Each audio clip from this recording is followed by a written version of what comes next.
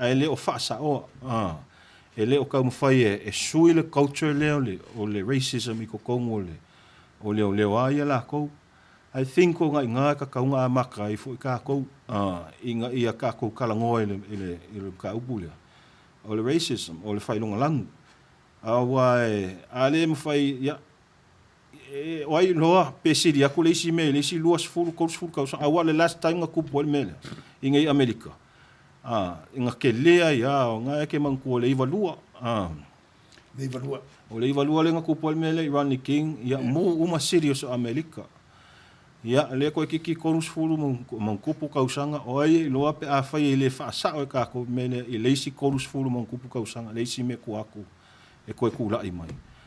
A ua whakere inga o ngā ua makanga pu e mai mo camera, ua makanga pu e mai mo video. A mea I e kukupua ia la kou.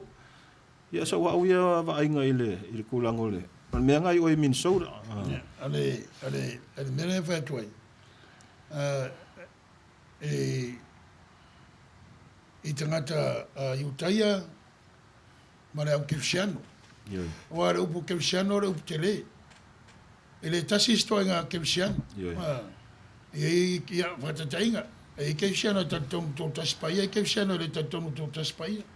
A tato wo sa. Ia e tele. E le tasi se toa ngā lotu oro le tu sa. Sa means in the Middle East, or the Near East, but Far East. A tato mai le tu sifu. E le tasi vai se e karesia Kirsiano. A o le ta oto ai ia Muslims, ia ma le lotu Iutaia, tasi ala ta maa loa whanau mai lotu ia tō. Moni lo. O le whanau a Abraham on maua tofa. Ia le ata wai misa mon temi ne. Me wala lea. E lea o ngāle tala lotu. Lau aru e tala I lau lotu e sama. O le mawhawhanga pi sili nan vai vai. Ai aru e tala ia winga o le launga Yesu. E pe ona mai e le tusi o mātaio. E mitau po e lima. Fata o tonga o le whaavai o le maro fau o mai. Ale e lui e tanto. O wheme o anga ia ia talanoa. Ia na fo e tongo le sisi, la o tongo le sisi. O mea ia e pe sirin tau e. E le tasi se mea tau. Wa usi tangata fa taua, le potion fa taua, le ia gay rights, ma turang wa pena. Ai na pau ia mea taua lo tauna vai le environment. Vai rights tangata. Ia, va aipo o whai o tātou tiute. O lona ui o tiute. Ia ilo atu fōringa o le Yesu lea na whio mai. Ia tātou mea whai. Ia, o le pei o le fisosoratu lea wa, o le mea ia lea le whata ua le manatu o tō te le whai psychological evaluation ma training a leo. A langa whaing tā o lātou tiute. O le mea tau whailonga lang. Lana e le mea na silfia le e tau tala te le tai sisi. O le mea le tau o le white privilege. Se i whaisau sau noanga e tu sau nau. Well, tō te leo tātou nei no aso whailongo I lea I tō inga lea whaupunga whapālangi o le white privilege. O le aso whasa mo le white privilege. Te mua e tau na whaise whaaliliunga o tātou le white privilege. O le ia te tau o le pālang? Ai a te tau pālang. Ngā o lako ua? Ngā o lako ua. Whalonga mai, a ia te tau a le pālang. E le o kaua se mea ua se siaka ngā lako ua. Ai mafua la I la mkanga o la kungu. Mānei, ia, nā ua. Mai mua mai fo I tō te leile. Ia o le white privilege. Ia o mea ne ta ua I tō te leo o tangata uli ma tangata lanu I nei Amerika. Ia e whātatau la I pārangi uma. Ia whataitainga. A ualu, ia ula leo tangata lanu I nei Amerika. A ualu a utui se mōli. Ioi. A sause leo. Ia utaftaf. E eila ta, e eila nguna. Au au teiloa. O au tangata lanu. Ioi. O te loa e seleva ai o leo ia. E otometi a ngā suspicious mai leo ia te au o le tangata lanu. O le tangata pālangi la. A le tangata pālangi e tu mōri. Semea. A sau leo. Po a ni wha le tonu o pālangi. E leo alu ale uru o pālangi. E leo vava ai mai an leo ia au. Nia o mea o whaia. E ma whaia al pālangi ngā no problem, ale, le mele. O le mele le fai mai al to te lo tangata lan. O le mele ya ila to umalava le, o le mele o le white privilege. Favor a society la to ya tangata palangi. Vo ya alu ya le wata to va ai to tele video ya ona tangata uli ya na o ai papa kiu se pak ai tal tangata palangi vidi leo o mai ele fe silingia leo palangi pole ame o vidi mai o le likor mele fa e na tangata uli e o sa o ai leo ya fa masingo tangata uli ai leilo o la ele right o la to e fa ele yo sfata te ingalana o la wa ye lona e tele ele stama imta upu o le tam foi ngai fa ngofi ya wa tele ayo na fa te inga mfa yona fa matala le white privilege a me ala va pa alu la ta va le ile be na palangi no foi yo alu na ya pela yo ya alu Beverly Hills yo ya e mo e mauti no e sau leo leo a tau fi leo o wa la wa muli mai leo e va po fe me nga te anga ia o le reality nga i nei America malo fa tai wa be ole tulanga na a ta vo te fono ale UCC be fi te fono le UCC no fo ma tau fa longo i le pa yo la tu finalo ma me la tu fai o ina i foi ai te foi me lo to maulalo ia langa wa una tu na mai fa maro si nei sto no villa va si si o lo mana wa la tu no fiaru ni sila ia pa wa fanga le tu e wa mai nei ia le a si seni ma no fo ma wa nei te le fa le tu no na tu langa o te fi te le tal non palang awa le tu le mentality na ta to lo le over Samoa le mentality na le superior inferior a faile sa no angol pa lang tanga Samoa yo ya le mentality nga e popoto atu la to ele na la to uma le mentality nga neonaso elitism ya te fiela tala no ia awa ele point out ya to inga mafu nga lana alo on fafta wa o le mena ya tatu a sau palangi me Samoa tu sape le palangi ana o Samoa umalai so al palangi ngangu palangi ngangu palangi sauro Samoa e vai ko Samoa umala ngofo ba ya dala ngangu ngangu fo Samoa ya pe yo le sila o mako sa ngingang fai Samoa ele o manga ku ma e fai sa nginga le pele o ma ye fai kanga mai umala o fai ngangu makaka ai sa wal palangi mal sioki mal tank top foi la ele fai longa lok ai vai mo le manga ku foi la ele i ka Samoa e o fai nga kaunga alo ia ka ko ile kapo inga ia la ko but no question because the mentality nga the superior mentality nga il ko kele not all of them al ko kele ai la ko alo wai e pe yo de mere leng fata wa onga ele va be America la tu fa il tala sky is the limit everybody has an opportunity to earn a good living but on the other hand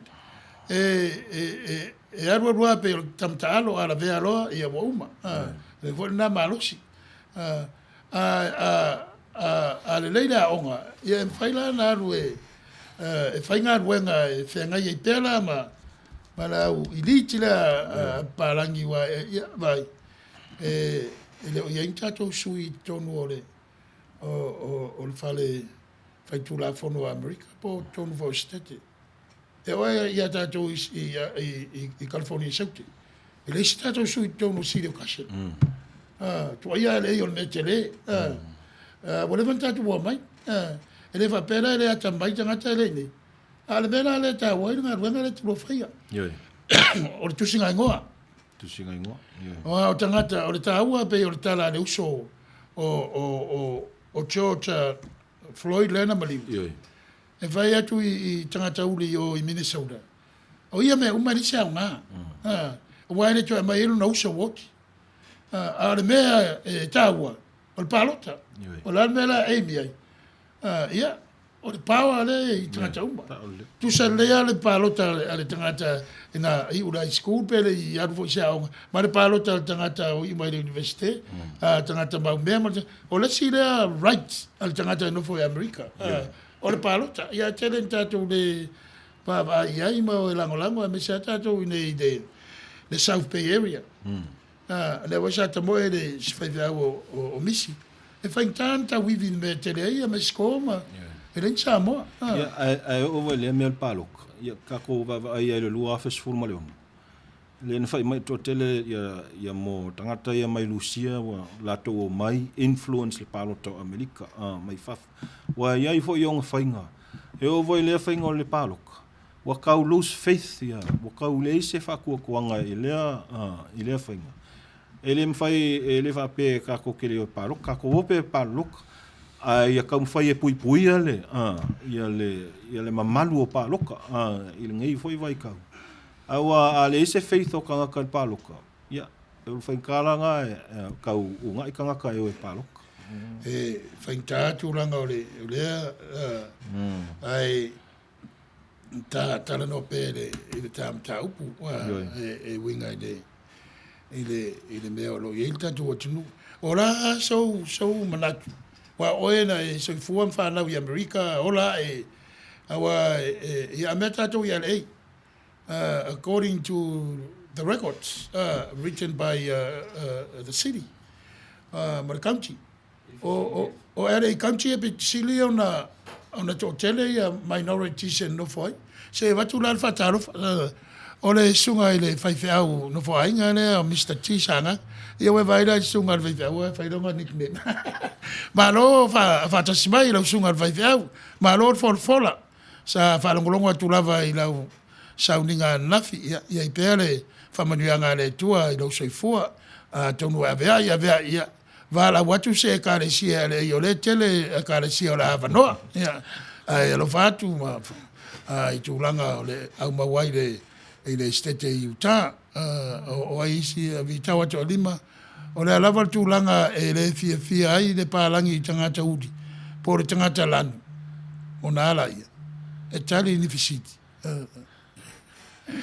ona ala ia pole per vai tu le upo palangi o le white privilege e ai me ia na palangi o la to manatu ele o ita to tangata landu ia o le sia wala e se ile mena ia le o tato tamaita ia no fo palangi mo o tato tama awa o le mena wa tini infinu ia ile ora ia le se Italia tuale le Sicilia awa o le pe o la fa tau tonu what's the nature pe ai sia e fa pe na ia tangata wa atato va ai le tala angol nei lalulangi. Ele ai se atunu ele tau el malosio o atunu ia mai o Europa.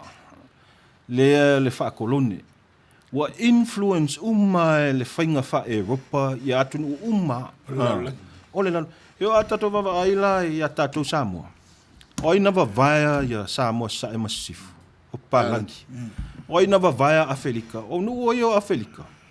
Ele ia se ele ini boundary sa ia na vai tau na o Sofia lo le na mata lo fainga fa kolone le vai umai ia o le sile afa Amerika ave sa mangi le sile afa Amerika wa ave e pekangia o le sile afa wa ave au Spanish o le greatest genocide la fa sa mo genocide fasioki o ka unga sa awanga the greatest genocide o kangaka ia ka o indigenous people. E kaua I lunga le 1 billion o kangaka ia o fasiokia I le colonization. 6 billion. Maybe over 6 billion. No, by what's his name? In Germany. 6 million au Yukaia. Hitler. Hitler. Au indigenous people, le afia I mkako ia kangaka Pasifika, 1 billion people. Wa kangaka valeinga wa maliliu I le fainga fa kolone e afia I mo fa mai o mai ia nga o mai ele au European i isi aku ya male Samoa Spanish flu o mai umanga mai elako smallpox.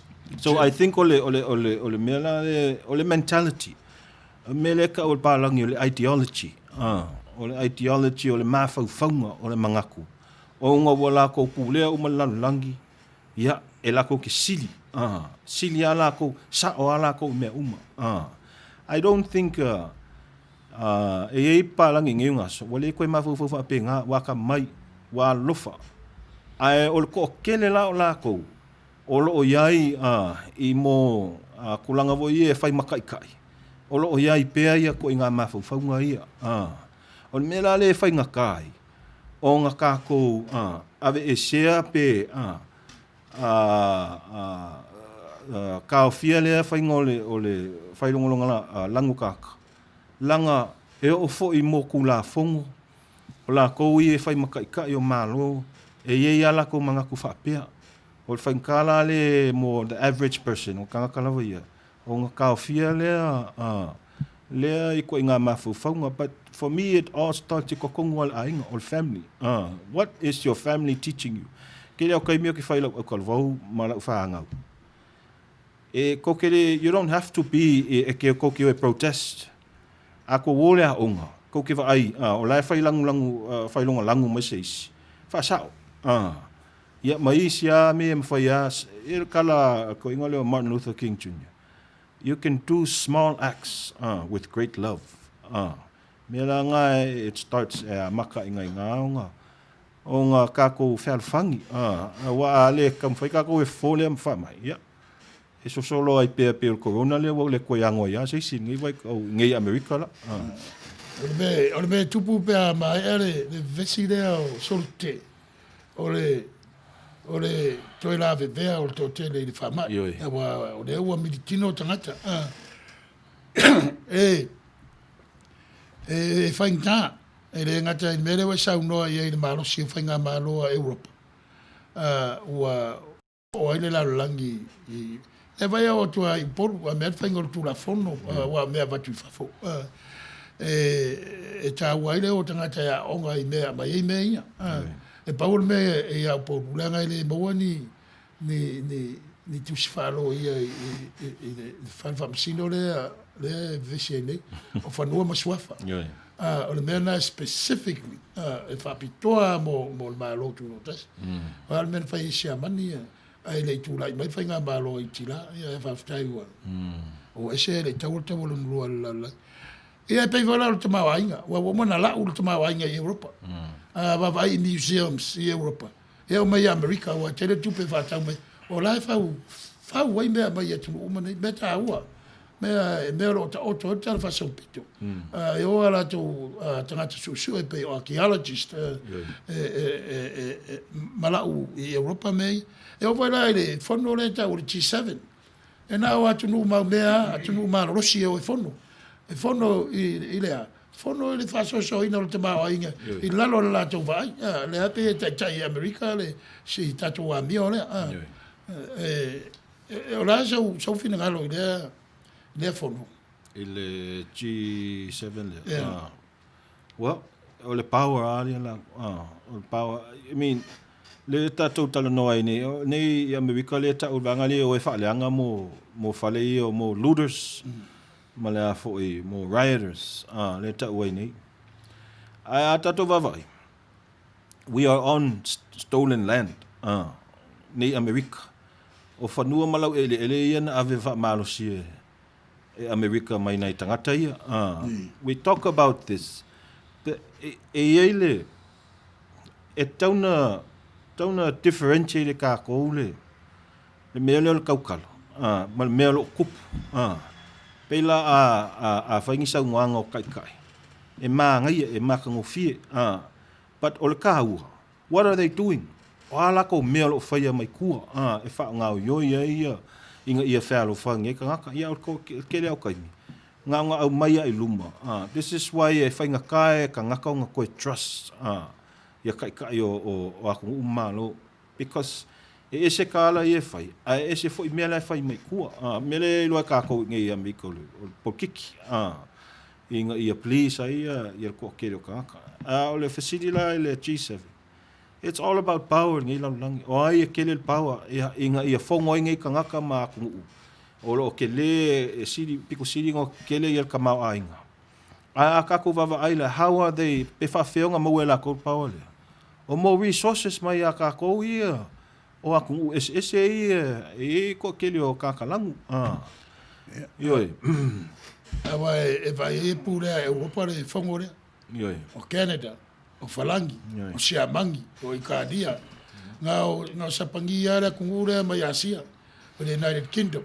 o America o the European Union ele o kika out la vaanga ia Rusia msinga yoi why they play by the rules they play by the rules ya kama me say singa ya ka ko ba ya singa ia o mele sa ili singa the world dominance le ka wai ele ai ma se industry ele yo o el malo se singa ya ka ko ba ai la ka ko mo kul Pacifica o ile o ninga ya ports le Pacifica kai mingi o singa le o ninga ko kele o ports o ikonga ya o le o una e singa kai mingi o ka vanga malo o mele o fai wa fai ngai ka ko ma ka ko lau ele ma lau fangua ingai foi vai ka era nga fai nga tato nga ka ke ko kuri yoi you know China didn't ask for you you asked for China o le problem nga e do singa o le problem Samoa le ka ki aku isi fal coupe ki kele pe nga America tengo ver en American fa mangalo a kala for Samoa why that's the nature of this country you think Chinese is gonna redeem any national debt of Samoa ya kala lo makua mo sa ya kala kusioki la color sanga sasa fus pa wa see but Chinese didn't ask for them they asked for the Chinese so ole dilemma nga ole mere Samoa danga ni information ole shimea Chinese are the most what's the word a national thief of technology le umala sanga nga oye ku America no ele e develop la ko kupela con technology so ilau vai at the end of the day ele fai sanga nga pida American technology why because America va ku ila fai o ka ua voinga fa mungi it's the Chinese people, it's the Chinese government. O malo, wa kai binga yo ngai ngaksainga. Wa ko kele a ongol fa mai. Ya wa fa ya wa research. Ya ka wa fa ngai foi ngai ka ngaka ongol. But all the difference la nga ilo wa ya nga va. Ya ile el Chinese people la ya la ko yo e ko kele ngai o ya ka ko sa mo. E ko sainga. And I think it's commendable mo wa o kangaka sala ko contribute ma develop ya la ele ma fangu customer ni la raise la ko e ko ya lua Samoa the Chinese government it's a very different ele ko pe o alu e ko ko economy o Samoa la lua fa fo ya ko pe ya so le long fen kanga ya ba wan me kalo mo si ka ko kungu le wa bon be le ne fai anga me fai pede le anga dimba ya ngal pa uai fa man baya but anyway o le kulanga le pe ngo fa ya ku ya vai foi da kulanga le ka ngo ai the European domination of the whole globe is what influence ko ya la langi la ecosystem la ko legal system la ko economic system la ko administration system orang winga le o ya onga da wuri nga ba ora le menga o le system o system ai sei ko kali langa yelo ofisidi le okay lo e ka o ke le ofisidi le nga onga o le nga o lo ngai e America le ka ku kal ngo ile il fai long langu ka ya onga sa o lo ngai America sa va aya ma wa ya makaya il fai nga ka le pu leo mo winga ia inga leo ke ola inga wa onga I la onga leo na pan it's a ole everyday thing ma sai wa ku leo le ya ai kai me ke va ai ya o song fai fo ye leo ele ngaka ngai ka uli a o ka sa mo fo ya la ko so o le mela le ua o ngole ua capture mai mo video mal camera a mo kanga ka e ngi fafu ngi la ko ke lo ya o le me masangi yeah, because vai na pound it's so close to the middle class white Americans. So they try to protect their territory. They probably they fia nga waku nga kalangu ya onga ya napa. The winga nga the white privilege. This belongs to us, not you. Never nga the case of Jim Crow. Kan fai ya ese mo the separation o palangi mai ka kalangu ya onga. Mera le officialing young administration because they try to take all that away. Le mea wa leva nga mai amakamaya the civil rights movement era. O le kamfai ya equal, pe mera sa wa ya equal nga kalangu palang ele equal langu kingo. Ai manga ya kala wa le Martin Luther. Charge the person not by the color of the skin. But by the character of the person. Ai leo si kai mi mo foi leo ka ko ia sa mo ngai fafunga America. Wa ka ko kalngo ai lem ka upol police brutality. Il valu mal valu iva elen ka ko len ko pol mel ai ngal au do. Le nga fasi ya le nga fai la ko fai ponga la ko fale. Ai se lau leo nga ngo aku ka fasi uma o ma ku uma o mal fal mai. Leanga fia e milionga lenga malo le ainga le mai le city ko fai solo ke lenga o mai ia fale ma vaenga engi ma nga march fa kasi ma Jesse Jackson ile iva lua lenga fa sioki ai ka mai ki sa mo lua ia o Compton ele skai mi tuala lake ele skai mi mo lenga ko pon mele o ka ko kalngo ya o fabla ve ele fabla o le mema mia ka ko ia proactive. A fai solo kupulanga. Benga vai lei vai ngor bere kupu ya ka ko ngi Southern California. America ko county ko ia Riverside mai si county. Arka ko wa county ia lei meaning Long Beach, meaning San Fernando Valley, very nice, meaning downtown LA, West Hollywood, se yo kula vai Beverly Hills, Santa Monica. Special nga jacket o vavela ve o la yo ko mara va nga ia pengi kang panga se le nga oi ai penga ko ba wa la wa ko mal au ka ku nga ko fa la nga me fa la nga ia ma su ia the narrative ma su ia the mere ka fa o le mere ka fa ia ka ngo about the brutality o leo I minority especially the African Americans here me o protest fa le protest peace ka kalo o le o pe o le ngolen ka ko va ia lungol video le ka mai le songa miki ya le manga mia la me o fa le ko protest songa miki ya no lo winga ro songa di nga ke o pe se songa miki mo ipo songa miki kar pa o le siva vo ya songa miki siva songa miki Hollywood so le ya ke le do inga nga me winga wa kar pa o le kar fa ya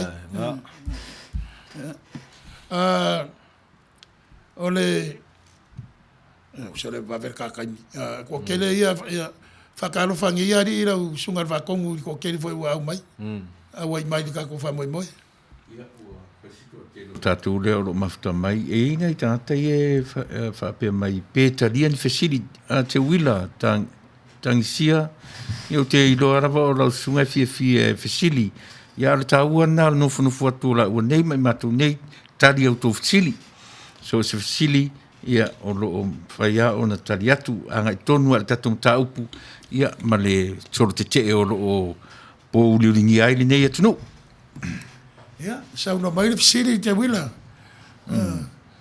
Lau sunga nei pata sola. Ia, awar ka moko ka ke wa loka o e ne kausia lo wai.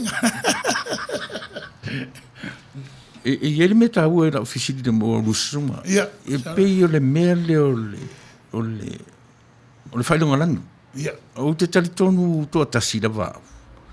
O mea nei, e le mwhainta toa vesea. Leanga o whalea onga mea ia, I lo ulea te tonunga.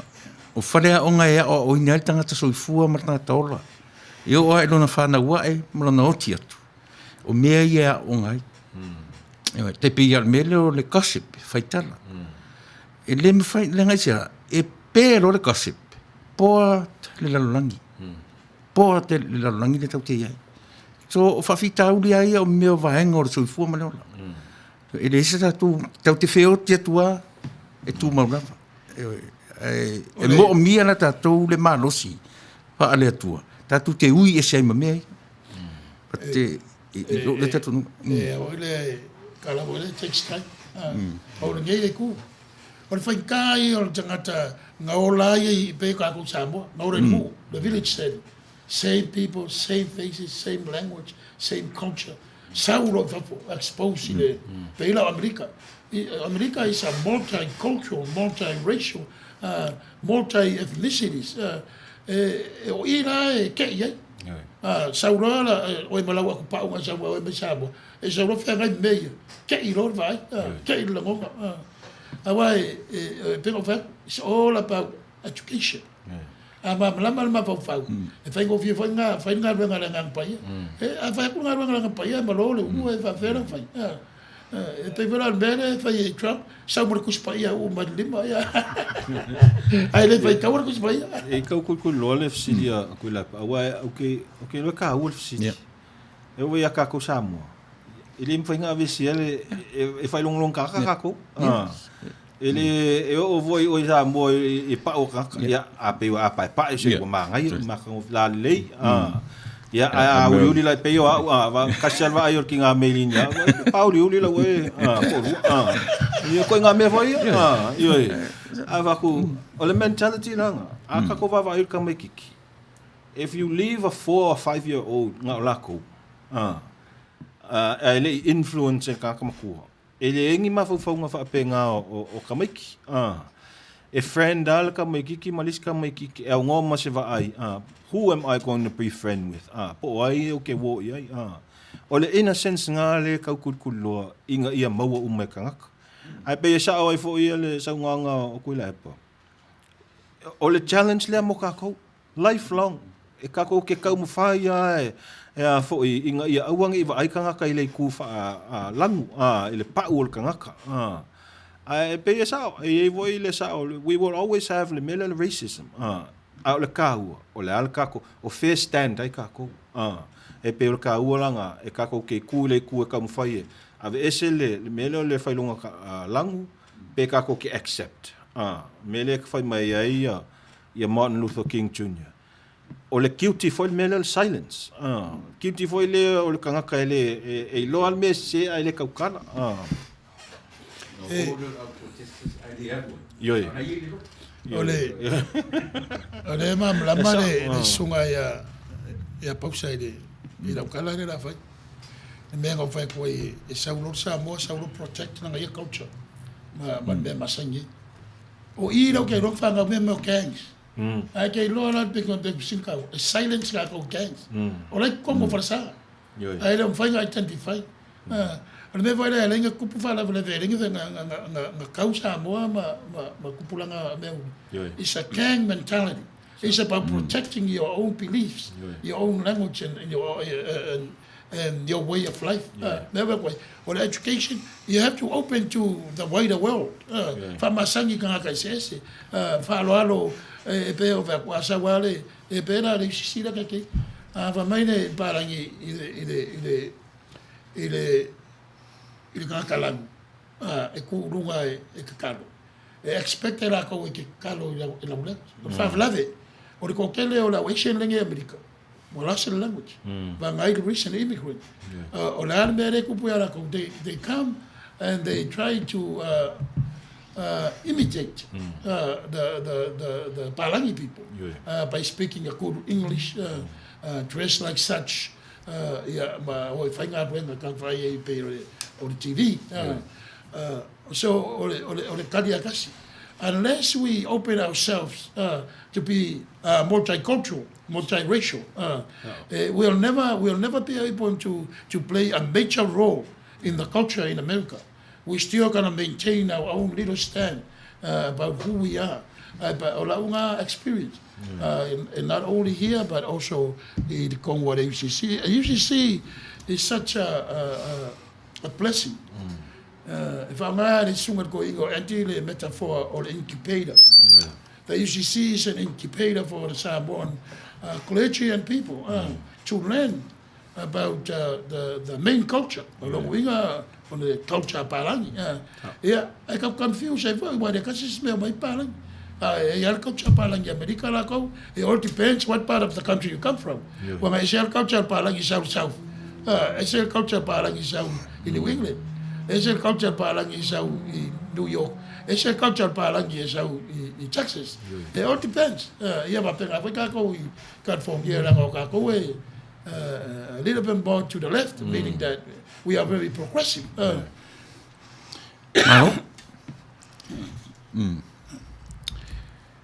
Eke la sau vai fa perfect.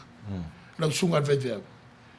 O le ang swinga ka nga o isa mo nga nga fainga la ko play ya vai na ka u ko kongu o life as a whole in America.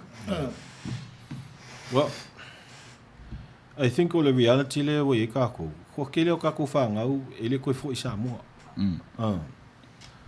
O ko kele aule a ola ngei ma o kia e fo la ko a inga mga lue pe ngei maliu ngei. So o mela le mo wa ye. E kaulonga me esel mentality le kako. E nga o kako kes ngei America no. O kako, we make up America. E ele kanto kako contribution ke le o fai e America. So fa fela nga kako o nga iluma, nga. E me o a fai nga kanga kauri. E a fai nga makako. Awa o kako o la ko e sau lalo ko inga mga pule o le minority population inga America. A whainga me o me kupu i pela au Mexico o le au Hispanics i middle immigration. Ele pisa kako sa mo. Maka upu le foi le kau ya kako ngai America. Ai pe o le kako ki ngu ngofo vela ele mai kua ele fa pega ko.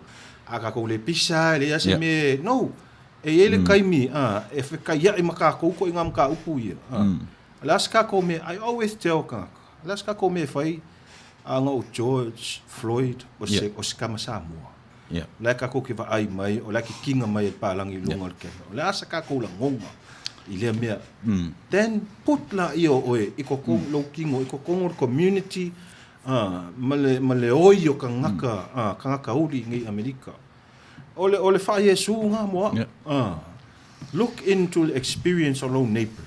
Nga ai loila ia. You know, po filme sao man me se. But I think we have to start to move as a people into the identity le au kako. Wakako ngopo ingei, this is our country also. Ma nga yala u sauranga, ke le lui. O le lui momboa. E le sink in, le thinking la ya, le ke saungoi. But that's the direction we need to move. Fa fenga o fayere kala. Ya vai la le UCC. Ele participate. Não é mais da moa. Não é mais da opportunity eu a general senate no. Aí não vai com mais vacas. Se não há mercado Samoa. Se não há mercado de vacas, não vai com o acting. O longo winga, o ela vai protect ele escama que code they're not open up longo winga. They'll never be proactive and play a major role in the community at large unless they become proactive. So they participate. Mesmo buanga justify ela if I'm on yela kala. Ole mero rua. Ia vai. Tau kere wa ngi match. Ka kanwa ia leira ka ko lewa ia nere fa ia ka ko kere nga baka TV. Yeah, which are very safe. Se uma failo ako le skofile ke machai. Se uma vakule invitation ila ufangalwe. Vai pe po ai fo ia fia ile akula. Yeah, era da pena. They merenga kana mo immigration. La na ese level. O ka ko po le pe xa mai fair va ngo po ke le me va de nyere. O ngai Mexico. O le pora le. It's international. O que lo que me va pegar con Mexico. Vai. Mai Mexico. This is their land. The land is seized by the bullet. O inga Mexico ako an. They own this. Ngai ke Silvia pe ko pe ko mora kusi fa luale. Ma kusi fa luale le pora. O se sera o kamba le nga sa we fa se dei. E nga fa ya la ia. I kai mo saka retailer. Ko sui la ia place king forgot the name fa ya ro para kamba le. Ai ko fa kam. Ya la sa wa ngi pora. Ala la va kinga inga. Ai sa. Ai mera se. La kusi ya mo la ko le. Nga ba ya ko Mexico ko. Ja, ele kinga inga. Fo moske mai pora i lo i pana ba ja ran bera we kinga inga. A fiwara e pa la i Europa e ka ofia ia ila mala ko ke la pa la se pa ngira lu. O ngai ka ia minority. Le ka ko Mexico o mix. Well mai voi ia pa la so fa inga inkia. Ja le ke ku poi de race le. Pai o ka wa mai Spain lá em Oigan, Fernando, Garcia, Peia Meuli, o ai ngora fe mlako. O ngo kai meu slave mlako mako, Washington. E dei mo se Meuli va ka va se la slave. O the history agora. Pei wala o ka bisco ia mai. Yeah, they bring that background with them. O ngora o ka sa colonizing ana ko. Pei o menga I lau vai. I think we are still onlookers. We are not participants here. We like to stay at the sideline and watch. But o mga kolisa mo favorite ke. Bega no va koi. E kuai on place a major role ka ko mena. Why? Because we still try to protect our own culture, our own language. Porque no Samoa bilingual. That's the only way to go. Or more. Or Samoa learn for Spanish. I love it. Kia ia malanga. E lau so sanil mta pule me sunga sepulona ole pio letra no sepulona tan Samoa fu e sa le ai ai le mafuanga le o na fatu tuai tan Samoa le mela langa ai le mental pena eta o le mentality o tan Samoa o le ara o me mau ai le alu protest e fa sino es selfish la vale la ngona io la ara o me na sa o me ta o mau o alu ke protest io nga le aru rona ia ai la pio le winga le ale no utal no tu ele mfinda to ave ser fa longa nan sa wani America fa stafana e leo tametio au tuala le lei io na protesta Samoa ele protesta ko inga protest le ka kan fa lenga mea na sa valia o to inga protesta nga le tam fa ia o ina tanga io el menale no fa to le mfinda to ave ser fa longa nan langa o le me falea onga e tangata. Po le ato inga lani. O lo ule tato nunga. O tato la Samoa. E ala lana le o si Samoa protest le whaini. O le whewhe le mele vai atu ua ta e whare o roa manga o I mea langa I ei ala mentality lo Samoa. E iai lona whaaroa longi o mea. Ai iai lo fu la malisinga mentality leanga. O le ala o mea maua I mele.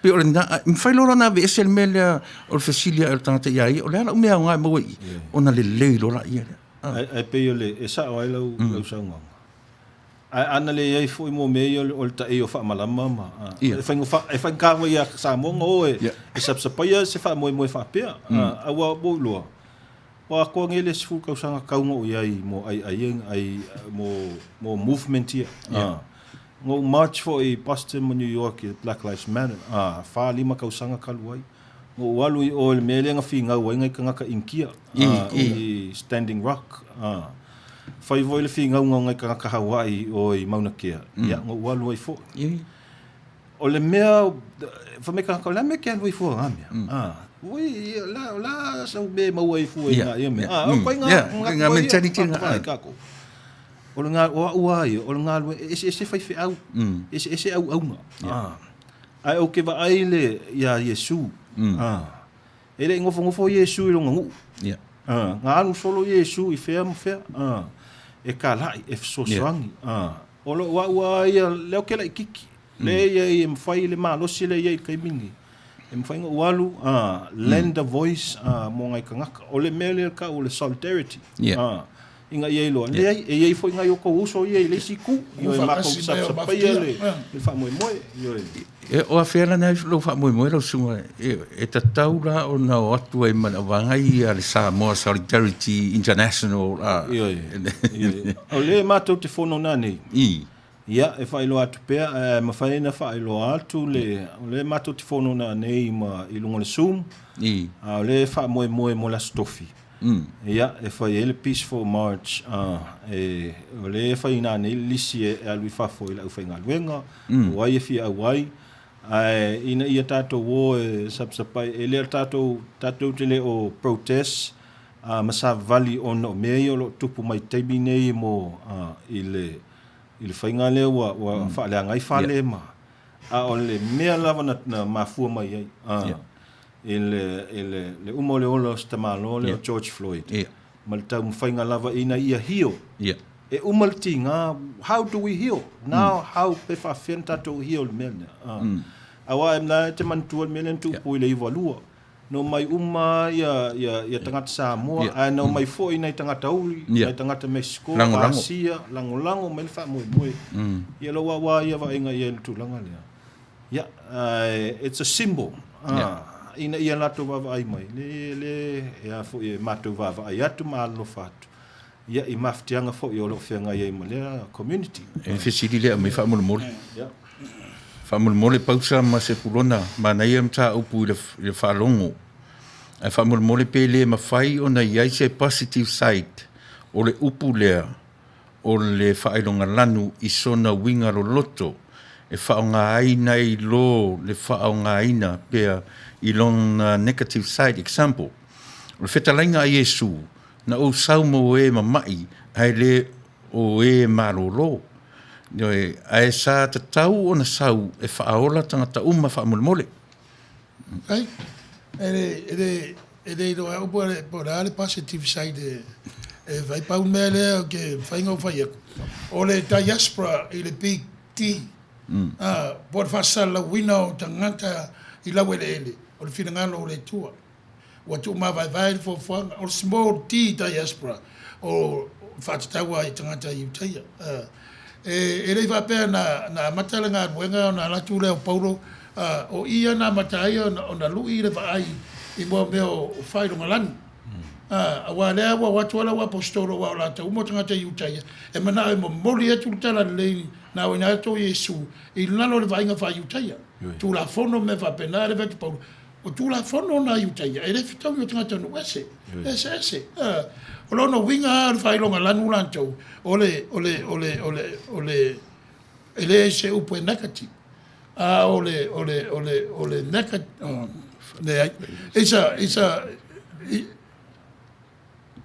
o mawhau whaunga e loa ai ele tutusa lanu o tangata, malata o tantonunga manganu. Ole mea se o lo wita il tangata, ona ele tutusa, luanga ngana ele tutusa, lua mawhauwhaunga, o le mea na o le se, pea no whai atu, o mai tātou na ola inu i Samoa, e pawa nā me tau te roa, e te leo uma tangata o lo inu, e saulo e whawhon me tere, e whia tangata i Amerika, whia tangata i a Leila County, e ofa le 4 miliona, la te 10 miliona. Now we're talking about a whole lot of people. And not only that, it's a diverse population. So I thought of it's not a curse. It should be a blessing. We have to learn from each other's culture. Or the men say, the men that are white, or the white privilege. The men are, let's say, you have to expose yourself. You know, I have to listen to Tangata, I have to listen to because of Tangata and the fire le tua. Olisi tu, la ulaf kala kua manga yele, yellow sangwanga ile, kaliakuli fisili. But it also has a very anthropological meaning. Yes. Vai kako, mele o le whailunga langu, o le racial caste, racial category, o le mea whaia pa langu. O kako e pa ulalo mele Aboriginal. A kako ka ule Pacifica. E o ngā vai Micronesia, Polynesia, Melanesia. A alu umai lalo Aboriginal. Lumu la kia kako. O le vaenga la leo le o palangi lau kako soi. ia le ia male au Afrika la ia a fo le Nico ai e pole ale Africana ia songi. ele I fai e kangaka lau e kele le category leo race. O le mea fai e palangi mo mea au sue. Le e ka kokengi o Margaret Miller ngal waku I o e kukuila Manga mea sere. Manga mea se. O le manga la le a ka ko sa ili la le mele o le fai longa lang. Even I le scientific study mo le research. Ua wha mau e palangi where we stand. O e foi la ko fa mau maunga e o la ko kusi e mawalunga ale mele pa langi le kaukasoi ai mawala e so ke kako ke lo banga le so o asia because they are more noble white skinned but just different ice so la I o le kakoso o le kako aboriginal so la o lalo ai la ia o ngai kangaka la kakauli So science has a huge part, social science. Il ko nga mafaufaunga na le ele e se positive side o le fai long lang. Yeah. Ole si me viva popo atu da sauranga I me ia le tatu ia wa ulato. O te faitau o tadia le analysis an anthropological approach. Lo winga faitau o tangata ma culture ma me mai. I te wala te was a Samoan. I only have my own solid belief. And me tato te pilanga. Langa is vai. E o vai ai theories. Ele tasi se theories in me na migration ko Samoa. Ele tasi foi se migration is theories. So e pena vai atu o te vai au atu spaia. Na la sal lautangata. O fina ngalo re tu e va sal lautangata. That's the D, the big capital D diaspora. There's more tea like go back and more kuspaya.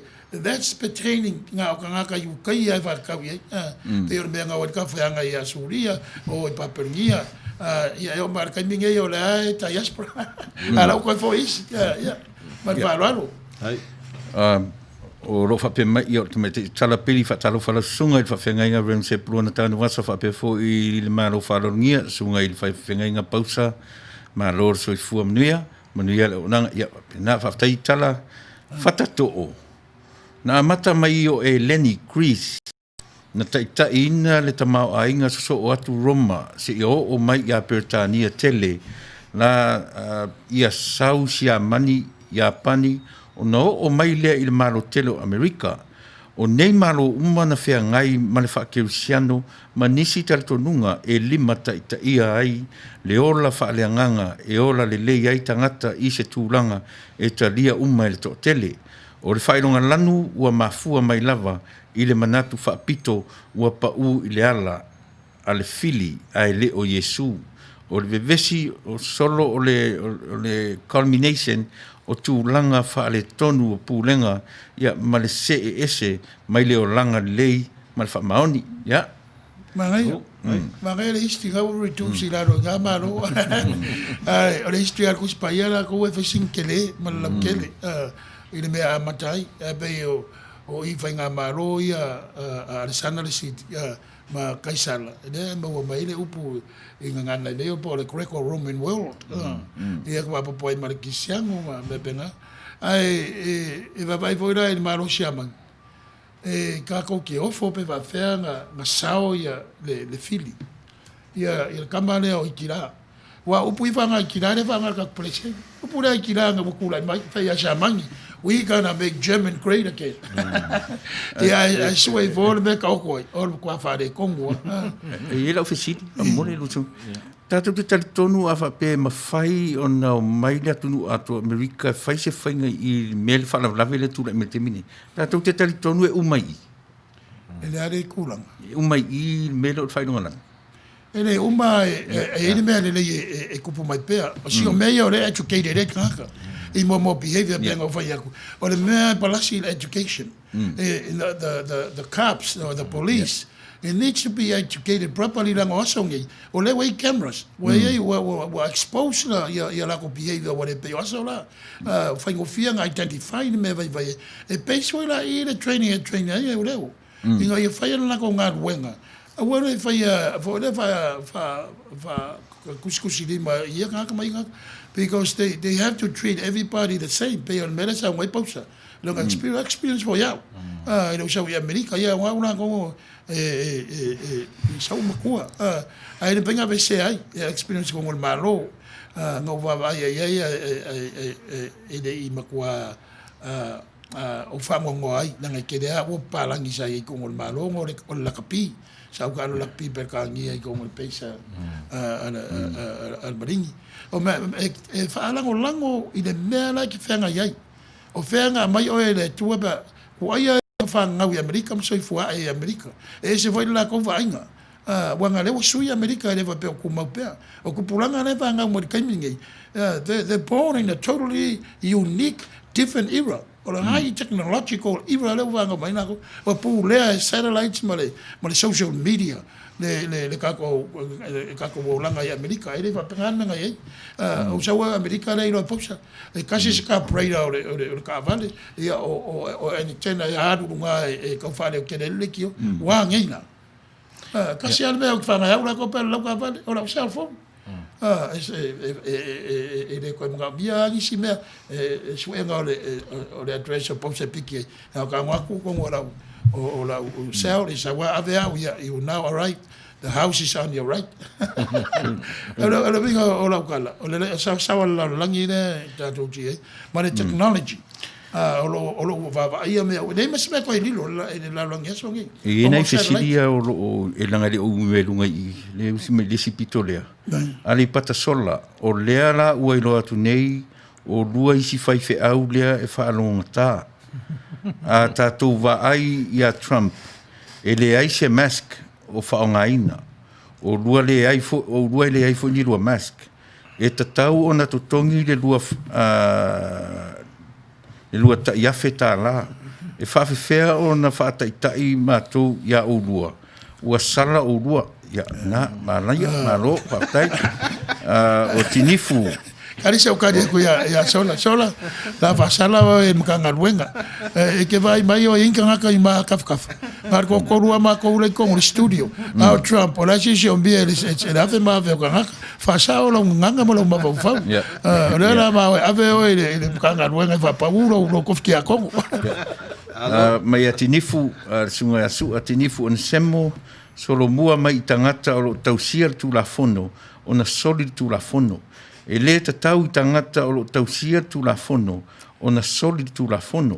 O le mafua angale na ua vaai ai tangata lau tele, o lo tau mawhai la tau e tausisi, ma wha ma malu ai solo mua I tangata o lo tausia tu la fono, o na soli tu la fono. Gai, se kari aku ia malo le soifua sua, ele au ese so manatu lo finangalo. Ai ele se senga.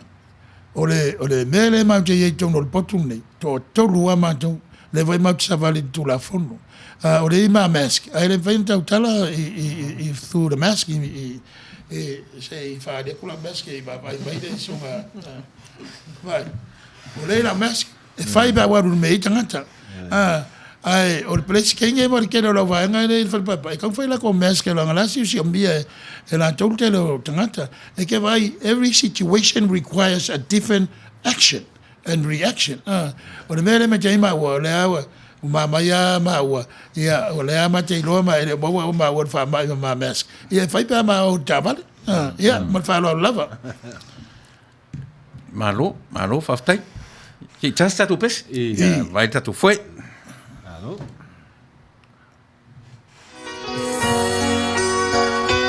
Our Samoa, the greatest place of all.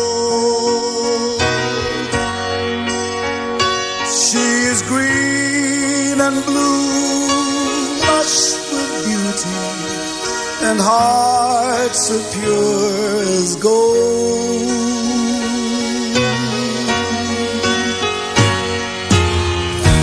Touch someone with tears of joy. Touch someone with smiles of love.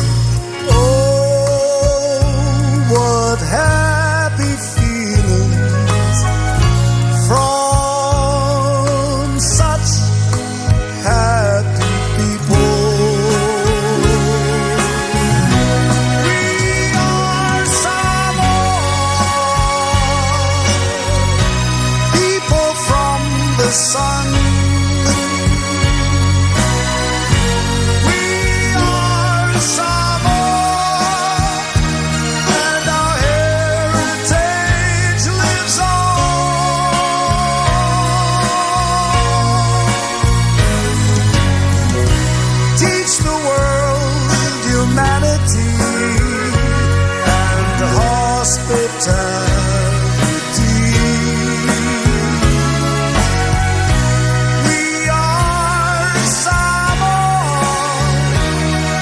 the God we trust in Thee.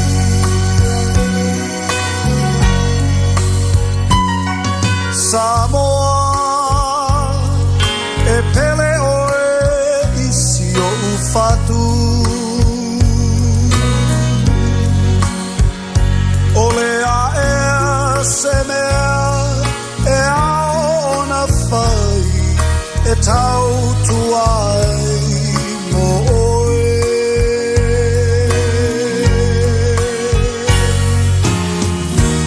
O sa sae masisifo e tasi o le vinga lea i le langi ai ngā manu tai tasi tu mai lo ao ta pepe se fatasi.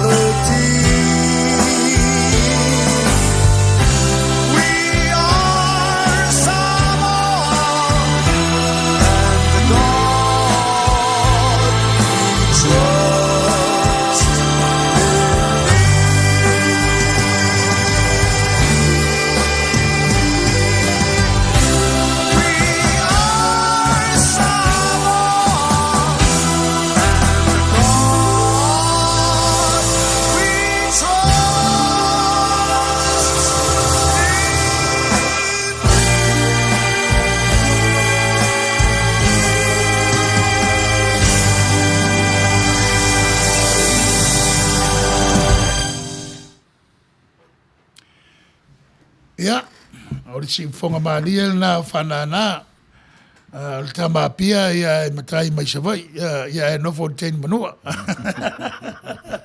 ia tausia wa watu le savili angi malia i lo finangalo mo mawhawhaunga e lave alta tau tala noa awa o nemtau puere nemtau whaingo fie ar mtau poro tau toi whamboe moe mal te talo ia ngā ia laa aire sa moa i le laa aire lei ma manu i ai ai mai se o le va fa lo ai ia matangata se o nei tunu awai na wa tal pese fai mato faso ia i wa tu le lei ma le tu le lei o so semtau e foi le tu le ta wa ta tu le ngana peritania o le grey area o no winga ia le tu o oficina pe po fe nga ia le mea moni.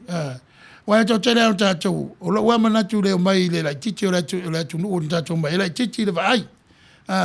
Ile tātou wā anga nuu ma lawa le ele na tātou mai Samoa, o mai nei o le me te le. Ia, whai lo whiwhiringa an tangata ia.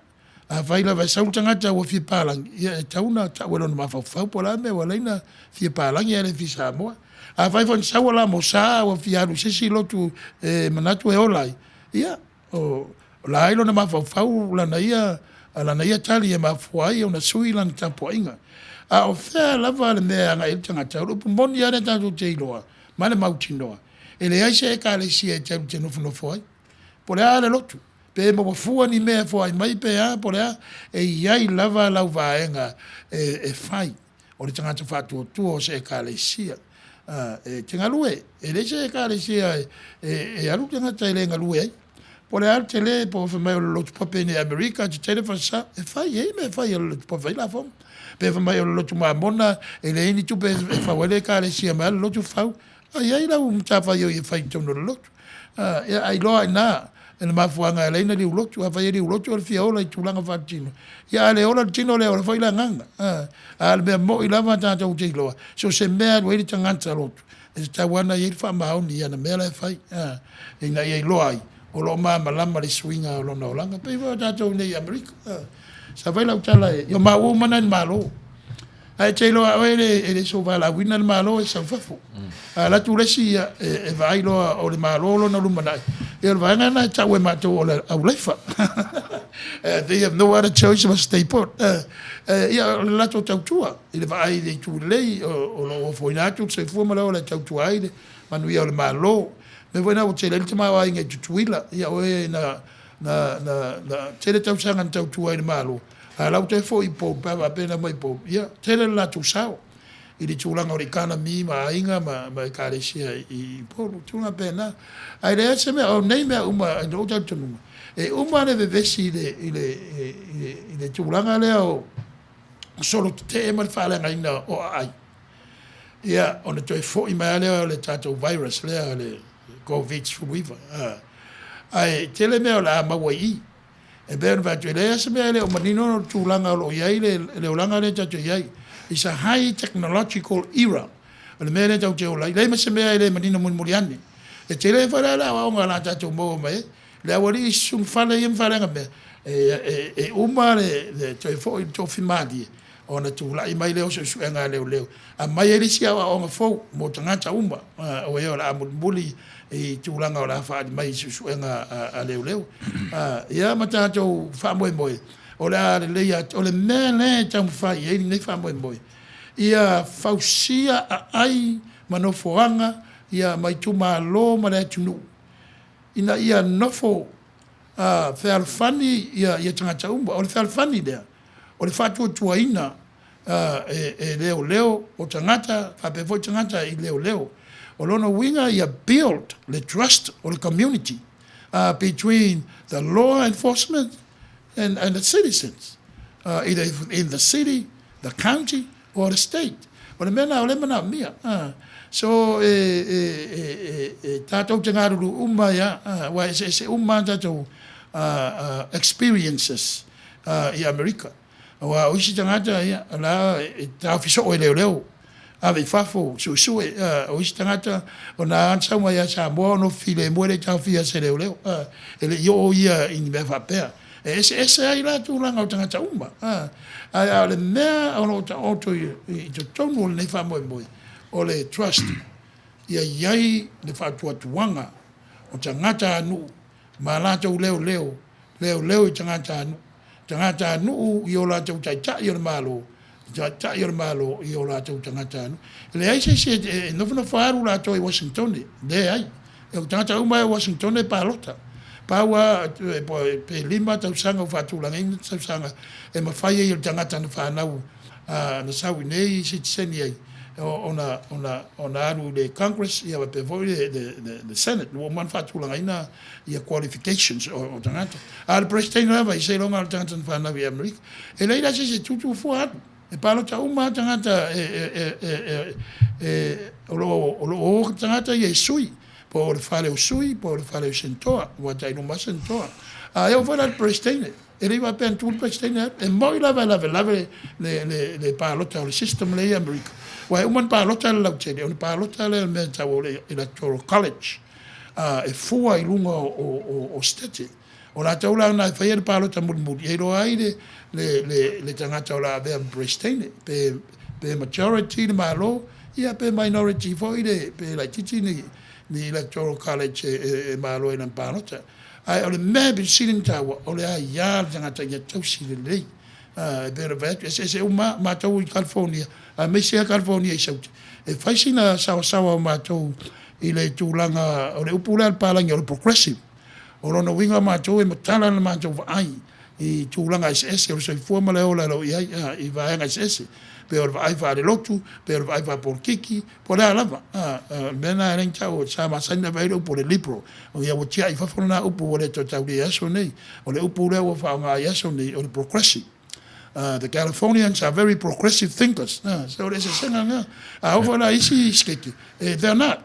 They're very conservative. They to the right. Yeah, follow. Hey, mas tu não não sumari. Vai ser para pôr tão. Ele o e Paulo me ele e fia so sonia toi ne taimi ole. I will tell you that tanga sa moa wa yele manatu e. It's either it's a Democrat, it's a liberal, it's a conservative. Ya moa wai. Wa ai longa e kawile ai ko inga ma fu mo ka ko sa moa. A ka ko va ai awai. Ya e a ka ko kalango le so la pule. E ko inga ma le nga kalango mai ya Trump. Il ku mai lumo fa I need to o le melele o ke stress ai kanga fa nga le mafu faul kanga a va ai se me se a we ke fa ka kalile po le ase manga ko le Democrat po le ase manga ko le o le Republican e lo wa inga ka ko il me se man me sa o ka ko maku me se ya ka ko o winga ma le ku manga o le Samoa ya la ko le fa alo but o le mele wa ye wa makanga ngamba vai ele ka ko le ngofo fa fo ngai America very fa ngokeli wa o ele wa extreme le mele liberal extreme liberal ko extreme conservative o le makwa extreme le me vela ele wa makwa kia ya kuspa ia a wa fai le upo le preskenge ma le upo anga o le kua o le fa'afika uli le wakula ai mai ngai o se me vai e wai kai me tisa kuia ka mal pesking a le mele wa vai ngai wa kwale ma fai anga tisa kuia ka ko o le mea fai mai ia le pesking o Amerika e pe o le mesa pa usa o mai le langi ia ai longa sa o la ia e o vai ka Obama ngai ai fa le ko Obama I criticize for ia kangaka al mele wa yengi e wa makanga divide ka ko kangaka ile political line in America ai mo wa it's not so much ole question ole Democrat ole Republican ole right mo le wrong what is the right and the wrong thing okay fa so wa in mako wa of si vo ia lo kalangoi kanga ko le kalisia alu sa wa Yesu la se kalio Yesu ila ia me o fai long e ko ke manga koe fo e support Yesu la e me le fai long lang ia kali va vea o la FCD no of course not ele support for Yesu empire ia ka vun ka ko va ai la o ale me empire ia ka ko kalngo mai ya loma e lengi ai ku piko mo empire menga papelongia ia o alangi empire ngeungas America le si empire o sainga le si empire o le G7 le kalngo mai le sunga fai va o volta empire se vele o janto ai e peia na fai atu e malo e pei vo en sauno mai ia sua on sebo ia moni lava sa o le finangalo foi le tala peli ia ele au SAI o le general o le tu sa le fala wa tele le tala noa i de va o tangata anu ma leo ai le tu sa uma leo wa le tu sa uma ma fa leo ai le tu sa mo ya o nga leo e ila wori inga fe wa ma pinde o captains ia ma lieutenants ia ma staff sergeant ma saki se mo va vai longa ia mangai palai veki ngai ko kele o longa rue tau tuaina ne ia le ai mane ai ele vengo fi la tonga luenga wa vengo fi na tau ai mai tangata pe tupu me fa pe ai o le me ala to ia o le talo o lo wa tal te nunga na wa Umma le mel nei. Al tele ia le awa wina o tangata umma ni mea sa muri mai tua. A wā pēr no whai atu. O le atu nuu nei o le atu nuu o mea o satellites. O cameras umma wana. Umma o na vava ai lea umma fili. Le awa enga na o sava vali whata ua le va ai le atu nuu i le tūlanga na tupu i Minneapolis. Ia mala au vaenga ia ta milo tua le o msa mala falenga e maua e le se me le maua not in this country. Everything is going to be transparent at the end of this situation that way America. O le sina o tele la mawaina la va ai la te wa cameras ma mai luma ma pinpoint ngata o cameras le ia nei o satellite America e sawa e wa sikalkila u limol ngata e maua o le malo rosinga o satellite ia la no fone i lalo ia chai o ai cities ma counties ma states ia ma financial research is a forensic science mena la we ila tunu nei e le toi fala ngolango ni ma fonga e o lo le final analysis ile me muli is all gonna be about physical evidences. Mera na tau nei aso tatu gemo forensic science. If I vena su if I vena mai, if I vena tu vatasi su e background o tangata, e le ase mele lo e wa ina fo ila. Fa na u le me fa ta u wa te lo tamaiti.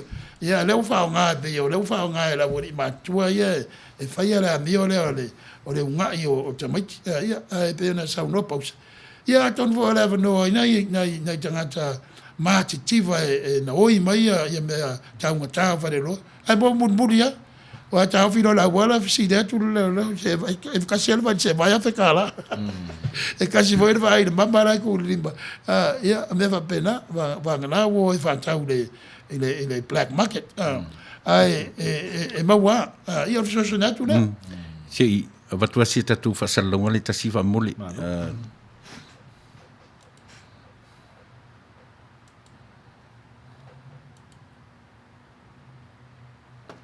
Tangata Samoa, ma tangata Pasifika uma o loo nofo mau i Amerika nei. O le tausanga le nei lua afe lua sefulu o le tausanga o le tusinga i ngoa o le US Census Bureau. E tai sefulu tausanga e whaatau nu mai. E whaatalusanga atu i le pa ia ma le mamalu o tātou tangata. Ia tusi lau suafa i le tusinga i ngoa. O whaamau maunga ia o le US Census. E mawhai ai e le malo tele ona maua se fai numera e soasoani mai ai i le whaasoasoanga o le tamao ainga mai le federal government. Po taitai o le malo o lo ngā lua i Washington. E au ngā mua onga o whanau, whalelei ai whale ma potu a onga, o mau ai o lātou siko sipi. E au ngā fōi mo le whalelei a tili, o awala ma le taua atia e polokalame mo tangata matutua, ma tangata maua i mai tu maua le tino. Ma le tele o isi polokalame pe o le WIC, ma le welfare, mo lātou e lima vai vai. Samoa e, tula i mai, ma ia tusi lo suafa, ma suafa uma o tau ainga i lunga o le pepa, po o le form pe a tau nuu atu, i se taimi lata mai, e a mata i a mati se furu ma le lua afe lua sefulu. E tau lia, e ta aua, ma e tatau mo tātou Samoa, o na tusi lo suafa, a wā se le lenga mo a tātou tangata o lo a mau i nei i Amerika. Ai maise ina ia manuia au ngā tupulanga o Samoa i le numanai. Ia whamanuia le atua soifua. Tā alofa Samoa, ia o le tausanga le nei o le lua afe lua sefulu. Ia ua toe whaauaua i foi le tusinga ingoa o le US Census 2020. Mātou te whatalusanga atu mai o i atu le atu nuu. E o ono nofo mau nei Amerika. Tusi tau ingoa i le US Census pe atau nuu atu pepa i le masino a perila mua mua. Au talamau! Samoa! Tusi tau ingoa!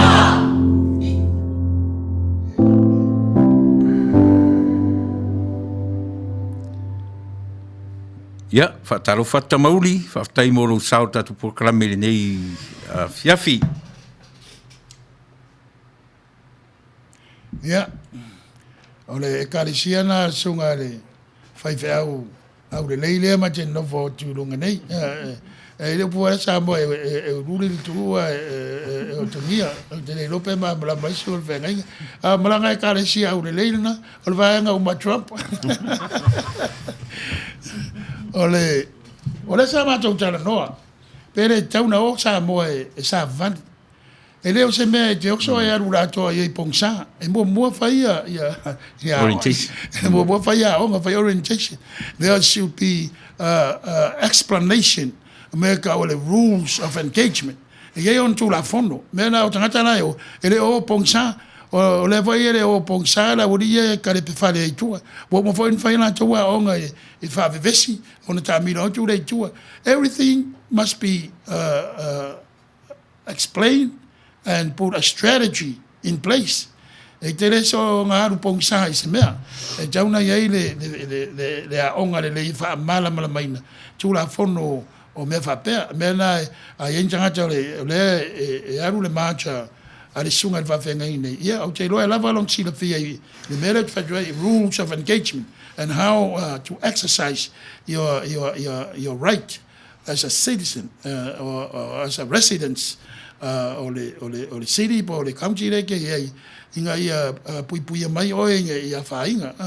so it is me la va penga kwa kambo no it is a thing of much. It has to be somebody in charge to explain to us the rule of engagement. Fa fair pe wakwa mai leo o la sikanga i sa fa ilalo si runga lima ese mai marvanga re kambiro kwa le fa nga me e de fa pe voida de fangina ko wa ele o mera ele ngi men kupfua everything is being strategized a pe ngo fa yak ele ma lo se pong sign ma malamba and when all this is dissipated when the dust settle, and then the law step in, analyze ya ka o menge ya of so ikura la sunga ale ve au apa ko fa ma kili la plan la alfa mo fem fai nga ko nga ka e mo la orientation no ngarsu yo le ngai wa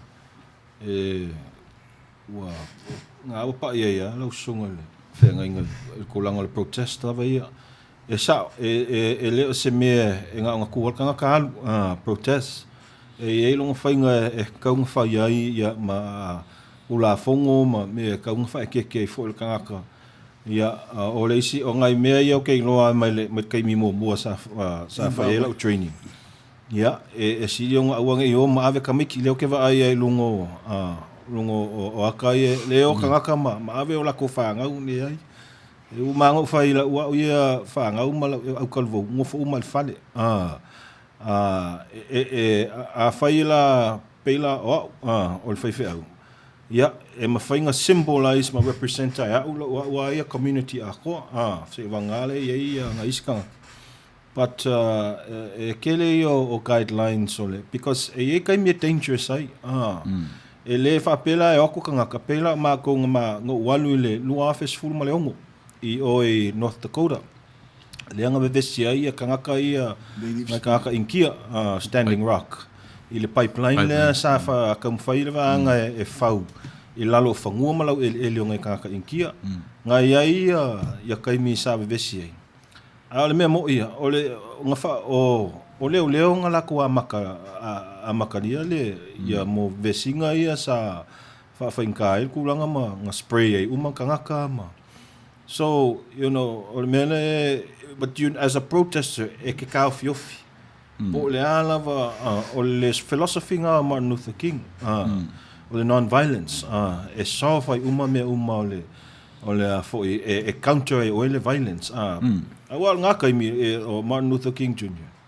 Ya, o kangaka ia sa fai long kangaka o leo. And that's not too long ago. That's only 50, 60 years ago. A kako mga kula ia wa le ko ia ia wa kako le voi le ka ungol sa mo we are naive we are complicit and vulnerable in the reality o ia pe ka ka e leo e failonga ka failonga langu o le protest la ia mo la skofi ia se I fongo nga ia le il va awa me foi ia e fai permit e fai mo pe mika e fai ai e ave o e saingi mai o city ia inga ia iloa so se pe mik so se protest lava e fai e iloa e leo inga ia iloa la ko le o le lawful gathering le mele fai o me voi nga ia iskai e mo unlawful gathering e lengi pe mika La stofine.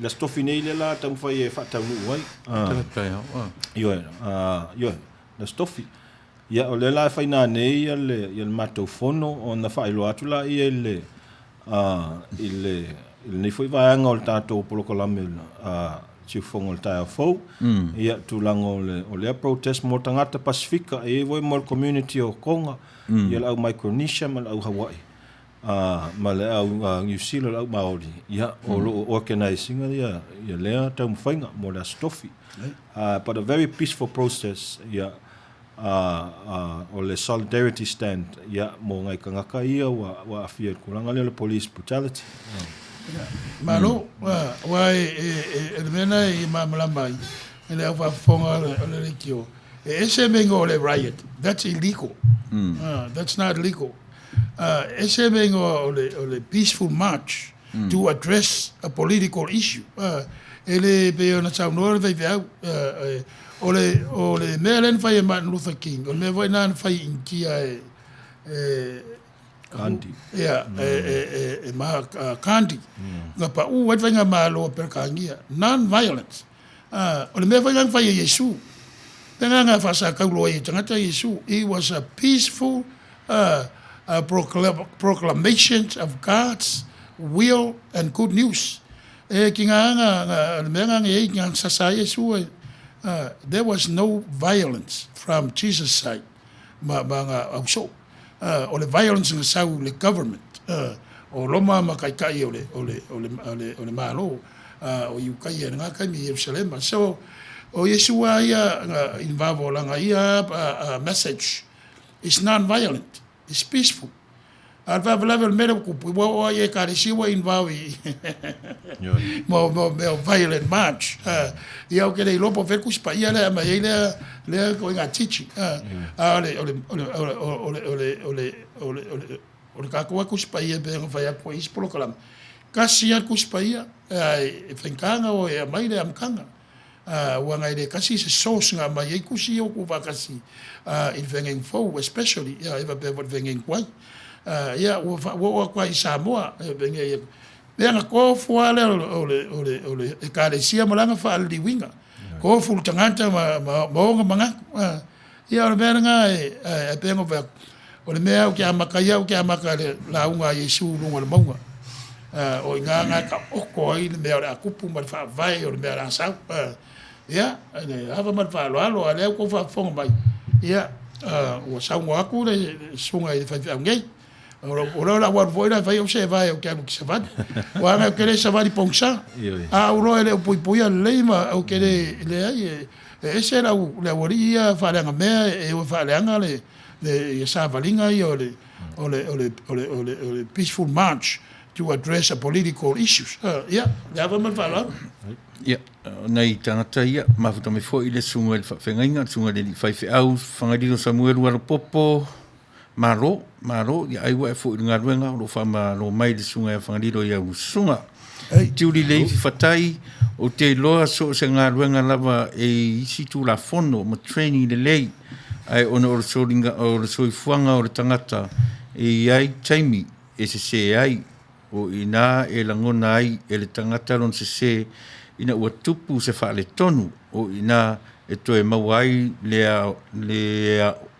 onga ia pe tu isi se fa salanga pe o le nei leo na tupu ai ia le fa lave alo ai tinifu o te le talia ina ai le tu ina o tangata I le riot wa ele ai se mea e tupu fua e au noa ma se mafuanga ana le so lia ele leo tu la fono ele ai le ai lava se me tupu e malama o le tangata mo tu la fono ai le o tu la fono mo le tangata upo le tusi e manino malama o le leo foi e le o se ngaruanga faingo fie e le o se angelu e ia le taimi se ai ia tatou le na e tausia ai le file mu malo Pe ia mga ko sua mai de sa mo nga fa long ka pam ka vel poku ka fo ka moko ai se vile mo. Ya, malo so san. Te Italia tua e sa ole lele. I don't think e tauna i loa tātou. Na ele o tangata umai o protest. O awai le manatu leo le recently i mo stamano leo maliu. E ia tangata e whatatali me whape. Tula i o lewa noa. O na ola i fo e whalanga mea. E iei movement i to tonu Amerika le vai tauni. Yeah. E tupulo a se mea o na o e tau palangi le infiltrate. O na o infiltrate la ua la i o la tose movement. Ai e pei o le tau i a tatou malama le anchor, le ita o tangata i vai tauni. E le se teimi mua e pei wa vea i fo i le wha mai i le tolu maasina. Oile a whaina i le wha mai o tangata lanu. O tangata e tele underlying conditions. Peila o tātou tangata Pasifika, ma tangata i le Hispanics, ma le African American. Tolu maasina talu no nofo e tonu o whale o nem whainua. Ai ofo i le mea leo le, o le no nofo le whale. O le vava ai ai pe i lunga le TV, ma le Facebook. O le e so ona whai whapea ia lato tangata. So, o le mele fi na wel to tele who are you protecting pe a fai ele tele o protect mato o ila le purpose if I mai ya le law mala to lo taita ia follow the law le na follow esta malo le tu la fono ana ai ua ona o masona ona o le fangatala na ia tatou malama i le ita o tangata le vaitau nei a wa ele o se mea sa tupu ele fa pe on mele o isi lava mea na tula i mai le na yes tamale na fana e vaenga e to lua pe to a Mount Aubrey le nga fanga i lunga la awala ana le o tangata sa i masu e ele fa yani charges fo e tu wa ia vaenga ia wa tolu fa ma singa talu na tupu sei vangana wa pressure tangata ia molo ia mo fa masino many charges so it's a built up anger for la ele tangata mal tele me lo tupu la community te mauli faftai te mauli mo le o lea o fisili mai lanu lopa ai fia savali le po fie lo lanu po fer me fai ia le tatu savali faftai uso tamauli mafuta mai New mo lo nang mai e te masalo tai ora tu i lunga le tanto le tio fasa laure addressa o le fasa sau mai ia mo details o le sau mai le asotofi la sfa uni i le tula sfulu Orange Circle te le lola po fena me Orange Circle ai Mel City te le lola po fele city na ni lola po se me o Long Beach po ana Orange County Orange Circle la po le Circle le tanga matu o pa una le Circle te lo Orange Circle le lola po fela na uma se fa o mai information o savali le ofisili fa mo modelo sunga le fenga ono sava vali ni organization te pe o le SSIT me fa pena o uma tangata Pasifika fia uma organizations o le fa ele pe mika okay ro le fa nga yo ile aso ngei le pe mika fo o te loa fia uma awa o le tangata le taita ia ia le savalinga o le mela le a fai o mai mo mai fo initial au fai ngaluenga o lo responsibility le mo tangata ina ia lo ai foi what is the responsibility o le fai Samoa I think mo wa ia pe ona sau no le sunga o na wola nei so I have to mediate the generation ye lua wo manatu ai foi ia an si manisi o le ofinga luenga ma me se foi ia tatou tangata Samoa uma e fia away sei uma fa o mai ia le information le ia malo haftai le nga le o tata to te mi ke o mai le o ta le no le te mi ama tai ke fi o le ai nei Long Beach tu sai mo tu la fondo al Manto County Los Angeles ia ai ala turanga la o ka ya la tam fiesta tu tala mulmuli ya ona tu toile o sungai mai er tu ya o te tonu le nei te misamo ya ona no fo ai olo ona olo fa marumal mai ia vavao matapu ia masafu ia le nei ai ni meane ua to mai mo mai ia mai ni le talo ka tu matu i to no le nei potu no e mo le nei lava no ia sistema itala o te fianga i le upu whailonga lanu o le upu a wha moa whailonga lanu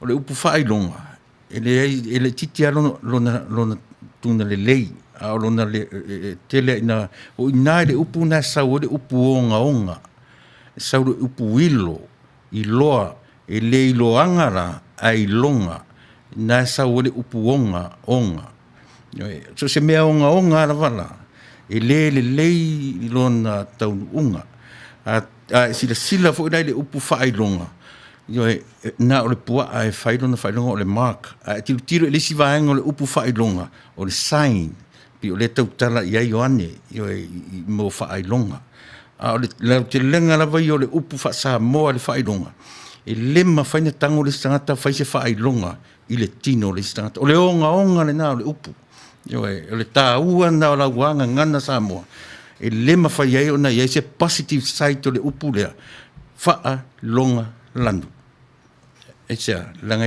lea ua wha longa tātou i le landu ele se upu la ono iai sona positive side amole nei lava vanoa ia e mo mori te le atu langa whaftai Samoa ia e tusa o loutou lava papale i le tautua ma le onanga alam si fonga tai fo mo le fo i langa whaftai tele ia ele se malo le sunga ia whawhenga ia pausa o le tō tino fo i o le ala leo ma tu te ngā rurue tautua ina routou pa ia ma routou mamalu pe wha le tino wha sale mausau wha lea nganga o tofi matiute o whaiva na whaatonu mai lunga e ngā rurue i la o nei ia maso unofo atu manatu Samoa i titi pe tele se wheau o le nei aso ia vele i uta e whai mau tātou sao i le ngata o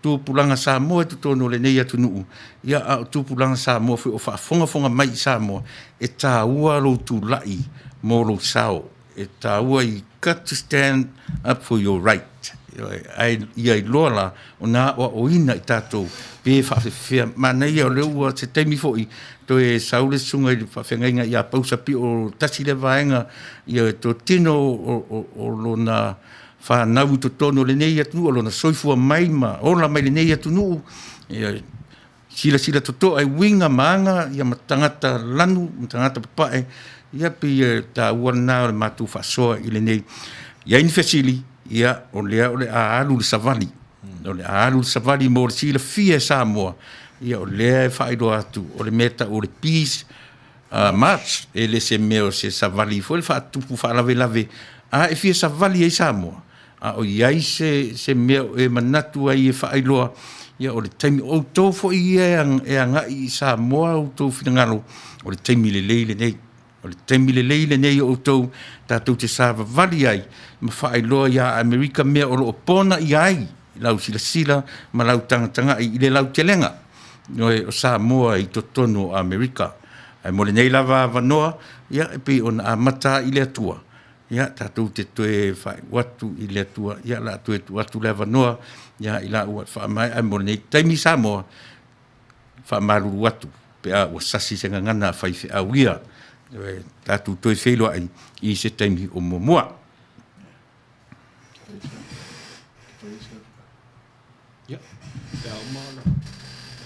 ia e le toi whaluaina saunoanga le patonu sunga I le eri awao o lo whengai ma le kalesia ma le leo whasalau e pei ona whaongaina ia tātou te fisota iai ia e whainga leo le tātou waulanga I whafo tam whai a tāwhi tātou ngana ai mo le fisiri langa lena fisiri whai whiau ia e siri eira e waturu pālangi a tome whiau lolo ia oi mo le justice disparity o le whamaoni o le tūlanga o le tusa o tangata ia a o le atu rea avnona nei e saunoa ai le sunga le whawhenga ia Pausa Thompson whai welu tatou mawhitanga au te iloa po tai au la toi whasala launga o information mo le march lea e la tai voi ia le ava mal whaloalo ia le to mo le atu le ngang whaftai ia le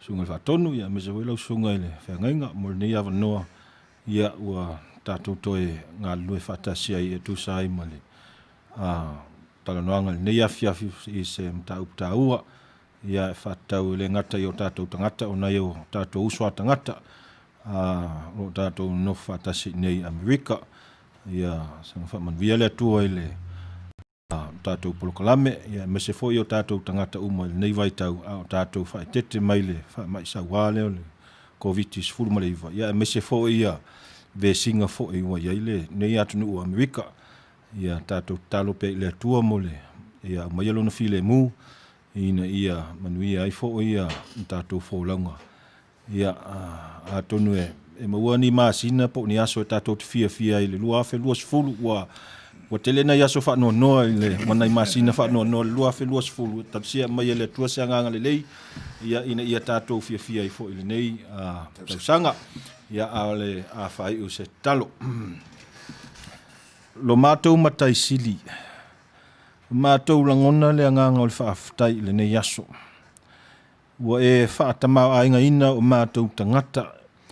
E ala i le poto ma le ata mai o e wha i mai a o le tamau ainga wha le nganga o e au maia. Lea o e wha ngana ina ai o matou tangata le ngata i le i lau sunga i le lau au na whai whiau ia ma le awa. Ia e maise o matou tangata umalava o matou mawhai ona a wai whaatasi le nei polo kalame o le mātou tatano le atua whamanuia le nei ofisa whamanuia le nei polo kalame a whamanuia sa moa atoa matangata umo le lalulangi le nei vai tau whaingata a o malolo i o lātou whale matau mwhaipe e puipuia le soifua malolo ina mai le whamai o le COVID-19 maleiva a le mātou talo fo i mona i o mātou uswa tangata i nei Amerika meise o tangata uli wa fia ma ngona fo ia maftianga ono fainga sa wa nisi o le matou talo le atua e mawol fe al fani nei atunu e mawol file mu mal saunga le mu mai lau fio ina ia manuia ayo matou tangata maunga tupulanga lumanai ia mau ai pe se vi ingo lau fio ala vani o matou se mani mta upo matou talano ina le atua wa matou fata malama vai ai fo le nei afiafi tu ina atu yo luma le talsanga ia lofam fa mangalo nei auna talo le ala atu ya Yesu lo matou wali i malo matou faola amen